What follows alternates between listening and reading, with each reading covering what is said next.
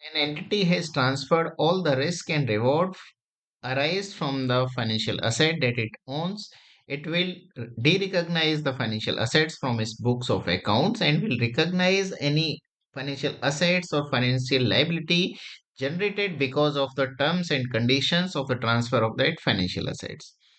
So when we are evaluating the transfer of risk and reward, we need to evaluate it based on the exposure in respect of the financial assets before it transfer the financial asset and after it transfer the financial asset. So this exposure will be just based on the variability in amount and timing of the cash flow related to the financial assets.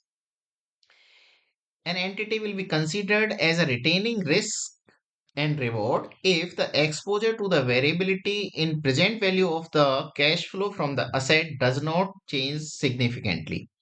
For example, there may be a case when the asset has been transferred, but entity has an agreement with the buyer that it will buy that financial asset at fixed price. So in this case, the variability exposure in the value of the financial asset always remain with the transferor. So it means in substance the asset is not transferred and the risk and reward in respect of the fluctuation in the present value of the cash flow from the assets remains with the transferor.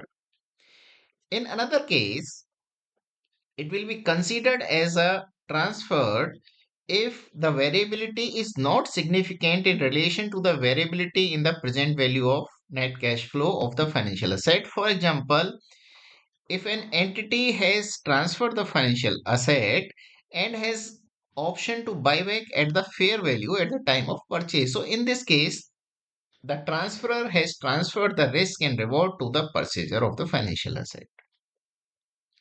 So in this case, it will be, if it is considered as a transfer, so we will de-recognize the asset, and if we considered it that the risk and reward has been retained by the entity, in that case we need to continue to recognize the financial assets in the books of accounts. And for the purpose of comparing before and after exposure, there is no specific guidelines in Ind AS 109. So we need to exercise the judgment at this part.